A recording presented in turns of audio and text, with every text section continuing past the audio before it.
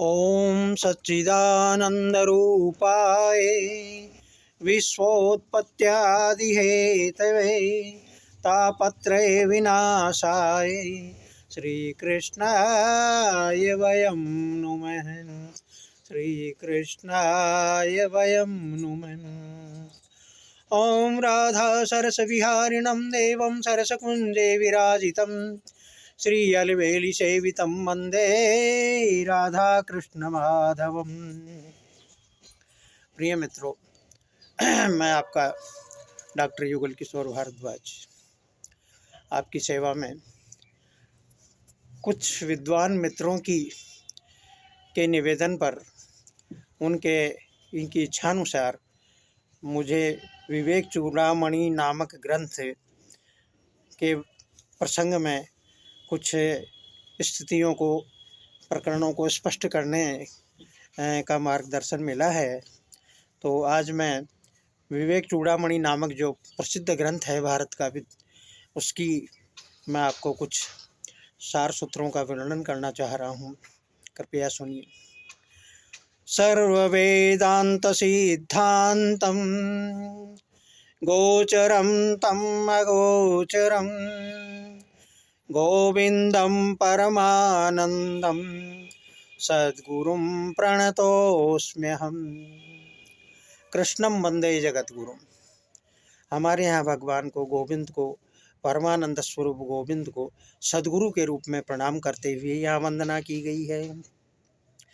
विवेक चूड़ामणि ग्रंथ यह शंकराचार्य जी विरचित है। सहज सरल अरु लोकप्रिय है, वेदांत तत्व परिभाषित है। इस पर भी मैंने टीका लिखने का प्रयास किया है। सिरमौर ग्रंथ यह विवेक ज्योति का, सिरमौर ग्रंथ यह विवेक ज्योति का गुणीजन का हितकारी है। इसीलिए यह चूड़ामणि है, सर्वोपरि महिमाधारी है। दृष्टि गोचर नहीं दृश्य रूप पर, सब जीव मात्र में है दिखता। आनंद रूप गोविंद सद्गुरु का, वंदन जगत गुरु शंकर करता। यहाँ शंकराचार्य जी ने कहा है कि महाराज, आपके दो स्वरूप हैं। एक तो संसार के रूप में आप जो दिख रहे हैं, एक तो आपका ये स्वरूप है जो दृश्य रूप है, और दूसरा आपका अगोचर स्वरूप है जो परब्रह्म परमात्मा के स्वरूप में है। तो इन दोनों का जो आनंदमय सद्गुरु हैं, वो उनके गुरुदेव का नाम भी गोविंद ही था। शंकराचार्य जी के गुरुदेव का नाम भी गोविंद पादाचार्य था। तो इन्होंने इस एक ही शब्द में भगवान गोविंद का और अपने सद्गुरुदेव की दोनों का वंदन कर लिया है। फिर प्रथम श्लोक में लिखते हैं ये, जंतूनां नरजन्म दुर्लभमत पुंसत्वं ततो विप्रता। तस्माद् वैदिक धर्म मार्ग परता, विद्वत्त्वमस्मात् परम् आत्मानात्म विवेचनम् स्वनुभवो ब्रह्मात्मना संस्थितम्। मुक्तिर्नौ शतजन्म कोटिषु शतैः पुण्यैर्विना लभ्यते। सद्गुरु के द्वारा मिलने वाला मार्गदर्शन और भक्ति का बीज पूर्व जन्म के करोड़ों जन्मों के पुण्यों के बिना भक्ति का बीज इस में आरोपित नहीं हो सकता। ये पूर्व जन्म के पुण्यों का प्रभाव है कि हमें भगवान ने जंतूनां नर जन्म दुर्लभ मत, संसार में अनेक प्राणी हैं, उनमें हमें मनुष्य बनाकर भेजा, और मनुष्यों में भी हमें पुंसत्व दिया। स्त्रीत्व में कुछ कम शक्ति होती है अपनी आध्यात्मिक गरिमा को आगे बढ़ाने की। बहुत कम विदुषियाँ हैं जो संसार में सामने आई हैं, इसलिए पुंसत्व की यहाँ भगवान ने कहा ये भी आपका उपकार है। और ततो विप्रता, उनमें भी हमें आपने अच्छा वर्ण दिया है। विप्र रूप में, विप्र वंशों में हमको जन्म दिया है। ब्राह्मण क्षत्रिय वैश्य हैं, ये यदि इनको द्विज कहा गया है। भगवान की कृपा से सद्गुरु के मुख से शब्द बीज का, नाद ब्रह्म का ज्ञान लेने के बाद में ये सब द्विजत्व में आ जाते हैं। तस्मात् वैदिक धर्म मार्ग परता, संसार के अनेक ज्ञान विज्ञान के अनेक है जो विद्याएं हैं, उन सबसे भी अलग जो वैदिक धर्म की जो श्रद्धा भक्ति है, और उसमें भी विद्वत्वमस्मात् परम, मनुष्य तो बहुत बना दिए भगवान ने, पुरुष भी बना दिए, किंतु विद्वत्वम, यहाँ विद्वत्ता है वो भगवान की कृपा से ही प्राप्त होती है। आत्मात्मा आत्मात्म विवेचनम, यहाँ सद असत, उचित अनुचित के विवेक की जो बुद्धि है असत असत विवेचनी जो बुद्धि है वो, और उसमें भी फिर हम अपना अनुभव प्राप्त करके और परमात्मा से अपनी भक्ति के द्वारा जो संबंध स्थापित कर लेते हैं, ये स्थिति अति दुर्लभ है। अनेक जन्मों के पुण्यों के बिना वो प्राप्त नहीं हो सकती है। इसी श्लोक का मैंने रूपांतरण पद्य में किया है। अति दुर्लभ यह मनुष्य देह, अरु ब्रह्म भावमय संस्कार, वेद धर्म का अनुसरण अरु आत्मनात्म का सद्विचार। ये बहुत बड़ी कृपा होती है भगवान के गुरु आचार्यों की, जब उनको ये संसार में सार क्या है और असार क्या है, जिसको गुरु कृपा का आशीर्वाद मिल गया उसके लिए तो संसार ये सार है, और जिनको नहीं लगा उनके लिए ये संसार है। ओम सब जीवों में ब्रह्म दृष्टि अरु सर्वत्र सभी में आत्मभाव, किसी से द्वेष और राग नहीं। ये बहुत बड़ी बात शंकराचार्य जी ने लिखी है कि यस्य मित्रम जगत सर्वम तस्य मुक्ति कर स्थिता, जो सारे संसार को मित्रवत मानी आत्मवत मानता है, ये सबसे बड़ा महापुण्य और ज्ञान का लक्षण है। सब जीवों में ब्रह्म दृष्टि और सर्वत्र सभी में आत्मभाव, बिन पूर्व जन्म के पुण्य कर्म के संभव नहीं ये शुद्ध भाव। आगे उन्होंने कहा है कि ये इतना ही उपकार नहीं किया भगवान ने, हम पर बहुत बड़ा उपकार किया है। हमें 3 चीज़ें और दुर्लभ चीज़ें दी है। दुर्लभम त्रयमैवेतद् देवानुग्रह हेतुकम, यह अवश्य ही भगवान की कृपा से हमें प्राप्त हुआ है। मनुष्यत्वम मुमुक्षुत्वम महापुरुष संश्रय है, मनुष्यत्व प्राप्त होकर के फिर हमें मोक्ष का मतलब है ज्ञान के बंधन से मुक्त हो जाना। मोक्ष मुक्ति का मतलब कोई किसी लोक में, दिव्य लोक में गमन से नहीं है। मोक्ष मुक्ति का मतलब है कि अज्ञान से मुक्ति पा जाना और सद्गुरु के चरणारविंदों तक पहुंच जाना। महापुरुष संश्रय, किसी सद्गुरु संत और सद्गुरु के चरणारविंदों में समर्पित हो जाना, ये भी भगवान आपकी कृपा से ही प्राप्त होता है। अति दुर्लभ है 3 लाभ जो पुण्यवान नर ही पाता, मानव तन में मनुष्यत्व और मोक्ष लाभ की अभिलाषा, महापुरुषों का सत्संग लाभ जो ईश कृपा से मिल पाता, धन्य वही जो इन्हें प्राप्त कर भगवत अनुभूति पाता। सद्गुरुओं के कृपा प्रसाद को पाकर भी यदि वो नाम जप नहीं करता, कीर्तन नहीं करता, भगवान का ध्यान नहीं करता, मात्र शिष्यत्व हो जाने को ही वो पर्याप्त मानता है, शास्त्रीय कहता है कि ये संतोष भी उचित नहीं है। उसे गतिमान रहकर अपने भगवान नाम के जपों की मात्रा बढ़ानी चाहिए।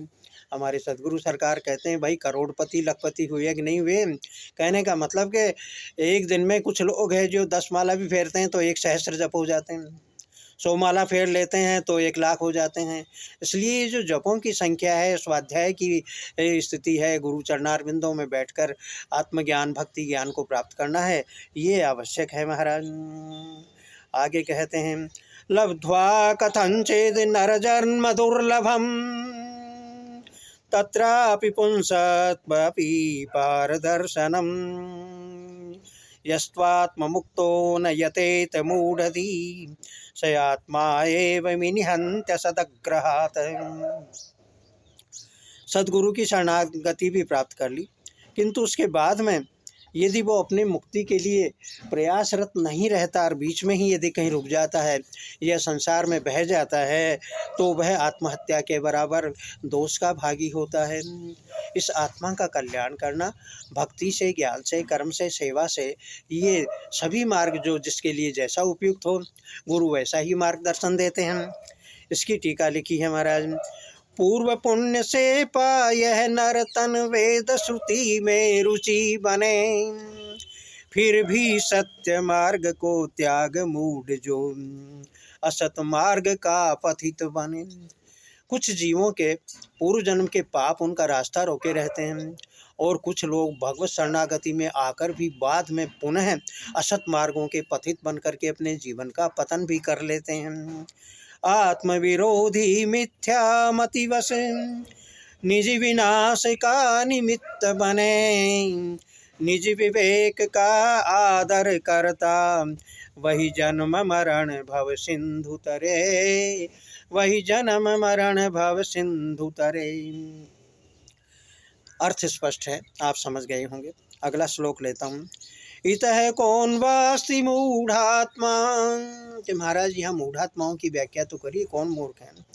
यस्तु स्वार्थे प्रमाद्यति दुर्लभम मानुषं देहम प्राप्य तत्रापि पौरुषम। भगवान ने इतना पौरुष भी दिया है, ज्ञान भी दिया है, मनुष्य देह भी दिया है, सद्गुरु भी उपलब्ध हैं, किंतु सद्गुरुओं का प्राप्त करके और थोड़ा सा ज्ञान लेकर अपने आप को पांडित्य के अभिमान में, प्रमाद में वो इतना मस्त कर लेते हैं कि प्रमाद में, पांडित्य के अभिमान में, देहाभिमान में वो भगवत तत्व को भूल जाते हैं। उनका पांडित्य भी वृथा है महाराज। मानव शरीर फिर पुरुष देह पा आत्मोन्नति में आलस्य करे। कुछ लोग गोविंद देव मंदिर में जाकर घर से वादा करके आते हैं, गोविंद देव के दर्शन करने जाते हैं, किंतु पीछे बैठ करके वो दिन भर सुबह से शाम तक ताश खेलते रहते हैं या अन्य विपरीत आचरण को करते रहते हैं। वो पास में रहकर आरती पूरी हो जाती है, सायंकाल हो जाता है, तब भी वो गोविंद का दर्शन उनके भाग्य में नहीं लिखा रहता है। ऐसे मंदभागी जनों को हम काफ़ी चेताने का प्रयास करते हैं, पर वो कहते हैं महाराज हमारे तो, जैसे वो दुर्योधन कहता था न कि जानामि धर्मम न च मे प्रवर्ति, मैं धर्म को जानता हूँ पर मेरे पूर्व जन्म के पाप ऐसे हैं कि मेरी उसमें प्रवृत्ति नहीं होती। जानाम्य धर्मम न च मे निवृत्ति, अधर्म को भी जानता हूँ, समझता हूँ, फिर भी मैं उससे निवृत्त होने की मेरे में क्षमता नहीं है। ये पूर्व जन्म के पापों का जो पुंज है वो निश्चित मानिए कि वो प्रारब्ध का कर्म भोगने के लिए उस मानव को वो प्रेरित कर रहा है। मानव शरीर फिर पुरुष देह पार आत्मोन्नति में आलस्य करे, उससे बड़ा नहीं कोई मूर्ख जो प्रमाद वश व्यर्थ फिरे। आगे अगले श्लोक में कहा है महाराज। ओम वदन्तु शास्त्राणि यजन्तु देवान् कुर्वन्तु कर्माणि भजन्तु देवा, आत्मैक बोधेन विनापि मुक्तिर्न न सिद्ध्यति ब्रह्म शतान्तरेऽपि। चाहे शास्त्र पढ़ो, चाहे यज्ञ करो, चाहे अनुष्ठान करो कितने ही, जीव ब्रह्म के ऐक्य ज्ञान की, जीव ब्रह्म के ऐक्य भाव की अनूठी अनुभूति बिन व्यर्थ सभी। जब तक आत्मा सो परमात्मा अनेक जीवों में उपस्थित सबको आप हृदय से प्रणाम करें, भगवान की आत्मा मान करके उनकी सेवा में लगें, तभी वो ज्ञान और भक्ति फलकारी होंगी, अन्यथा वो भी प्रथा जाएंगी।